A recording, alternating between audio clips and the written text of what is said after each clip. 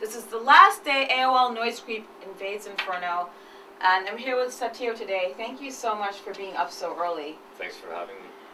It's like 4 in the afternoon. Is it really that early or late? Okay, whatever. I heard you're doing a 2-hour set today. Is that true? Not 2 hours though, but it'll be a set that's going to run through the career of the band. So we're playing songs off of every record that we've ever done. Also introducing instrumental piece off of the forthcoming record. So for us to come out of the studio and do a show we haven't played since December is really nice. So I think speaking on behalf of the band, to do what we're doing tonight is something that we need to do. So it's going to be a very inspired and motivated Satyricon tonight. Alright, this is really good to see Satyricon play Infernofestival, and it's one of the better lineups in my opinion. And where do you think Infernofestival stands as far as like being the black metal scene? What does it represent in the black metal scene?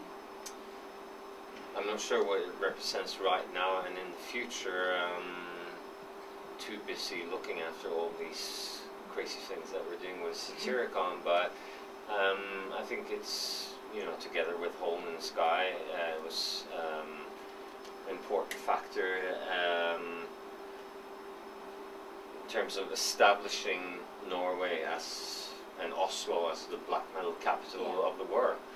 And let's just hope it continues like that. And the only way to go about it is to have good lineups every year, and you know, something attractive that is going to make people want to travel, because it's not only for Norwegians, people come from all over the world to see this event. You're still in the studio now, aren't you? Yes, we Tell are. us about the new album and what we can expect. I heard it's supposed to be all these different things. Well, right now we're about halfway through the recording, I'd say. It's taking a long time. We essentially started pre-production in September, recording demos, and working on those final arrangements, and we started recording a couple of months ago, and I'm really liking the way it sounds. It's, to me, it sounds very authentic. It's organic sounding, and in this digital age where music is mostly played through, you know, computers and smartphones and things like that, a lot of that analog vibe gets lost in translation when you play music through medias like that. But I still want to do it because there's nothing quite like it. And to me, it just makes everything sound the way it's supposed to sound. It's dynamical, you know. It's, the music is alive. It's not overly compressed. Levels are not pushed. So musically speaking, it's a very atmospheric record. But to me, part of that, what makes it atmospheric, is the authenticity in the way that it's made. You know, it's recorded and played in a way that I think is going to add, you know, you would think that all records are musical, but they're not. And I think this record is very musical. So I know always when I talk to the media about this new record that, you know, I'm supposed to say that it's brand new or it's like old school, but that's not what it's about for me. What it's about is that this record is, it's just full of life. There's a lot of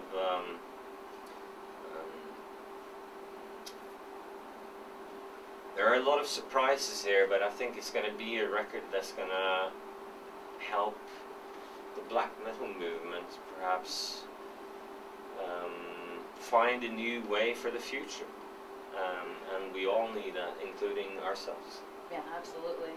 And you've kind of had a small hiatus, obviously, because you're in the creative mode. But did the wine? What brought about the whole thing with your wine business? I mean, is this something you liked, and what are your plans with that? It is something I like, yeah. Yeah, everyone likes wine. Good wines, though. And no, I've been a wine enthusiast and collector for a long time. spent some time doing education in wine, and I enjoy working with wine, not only consuming wine. And whatever wine that carries my name is also a wine that I've taken part in making myself. And I wouldn't want it to be a licensing product, so that's why there is no Satyricon wine. It's a Wungraben wine, which is my name, and it reflects what I, as a private person, am interested in. But I enjoyed it a lot, and try and make good wines from sustainable agriculture that are made in old world style. Meaning the European continent is where I worked. And I do different styles. Together with my partners, I'm one of the very few that makes organic champagne in Champagne. I was going to ask you about that. And I was actually earlier this week, that's what shows a little bit of what my life is like right now. Is this week I spent 2 days in Champagne working on the blending of the grapes from the 2012 vintage, and I spent a couple of days in the studio recording. And I'm playing a concert here tonight. So it's a lot of different things to do, which gives my life that kind of variation that I'm looking for. Now, are you coming out with a Prosecco by any chance? After having released my own champagne? Yeah. No. I love Prosecco. I'm sorry. It's like. Well, they can make nice Prosecco as well, but I think part of why champagne has reached the status of being the ultimate sparkling wine in the world is because they're good at branding, but it's also because they have the best soil, the best climate for making the world's best sparkling wine. Yeah. That's true, they do. That's pretty cool. I mean, it's very interesting, especially someone coming from this genre of music with the black metal. So working with wine is, there's a lot of chemistry, and you actually need to understand a lot about agriculture. And it's not all about old vintages and parties with great food and great wine. It's a lot of just hard work and difficult things that are hard to understand, and where you need a certain level of education to be able to do something good. And for me to work on that and manage to do what I've done is nice for me, and I will probably always keep on challenging myself like that. Yeah, that's important. And what's going on as far as a label with you guys? I know that you switched labels a few times, and who's going to be putting out the next album? Well, it's still going to be Roadrunner. Cool. Now, of course, Roadrunner is very much Warner music. And a lot of the people that we worked closely with are no longer there, but then again, some of the most important people are. There, we have someone that worked very, very closely with the band, which is now in our management. Cool. And other people from Roadrunner that were really important for, the marketing side of things, that now run their own marketing companies, and we work with those companies, So hopefully we'll get to work with a lot of same people that we've enjoyed a relationship with in the past, also with this new record, even if it's different setup with Roadrunner basically being Warner Music. And have you even titled the new album yet, or is that a secret? Still a secret. Okay. Now, if fans want to learn more about Satyricon or buy stuff, oh, actually, hang on a second, vinyl is back. Will there be a vinyl? Because it looks so cool. Like, everyone's got vinyl. We've always done vinyl on every record that we ever release. Oh, okay. Yeah, and we, of course, we're going to do vinyl. We love vinyl ourselves, so that's why we've always done it. And even when we had, during the times when vinyl was completely out of fashion and record labels tried talking us into, not doing a vinyl, we still managed to push that through, because we said, hey, we want copies. So yeah, I'm sure there are some others. So Yeah, every record that we've ever done, we've done vinyl, and I still hope that, you know, with all these, you know, vinyl is back kind of thing, that people buy good record players. Yeah, that's also me too. important. That's you know? another thing to make money with it, the good record players. Suffocation's coming out with an 8-track cassette. Oh, they are? That's totally old school. That is. Maybe we'll do an 8-track. You should. Have you seen a difference between your music from, let's say, 2004 to now? Yeah, there is a big difference. Like you could say, for example, when we released the Volcano record in 2002, Yeah. Downloading had already been an issue since the late 90s, I'd say. And it was an issue at the time, but still, it wasn't what the world was about. It was a problem, but physical sales was still around. And nowadays, many companies, record companies, sell less physical format than digital sales.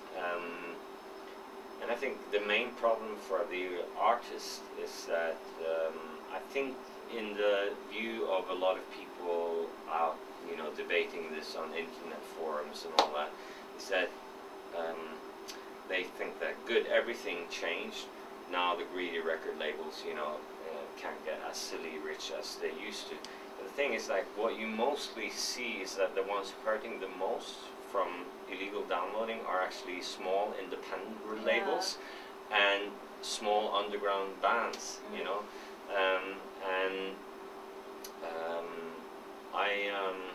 I think it's, you know, the future is here, and all these new solutions that, you know, are today, are very different from 2004, 2002, or the 90s, whatever.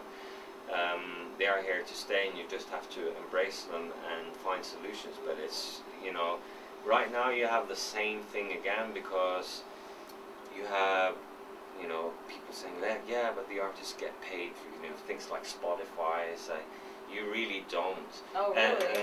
And the thing is, like, small indie labels, they really don't. But big major labels, you know, if you have Elvis Presley or the Beatles, or, you know, things like that, Robbie Williams, and you have a huge catalog that is constantly generating money through streaming, you know, that's a business. So again, it's, you know, with this new technology, it's the big sharks that are making the money. And it would be nice if there would be solutions in the future where the money would go more directly to the small independent labels and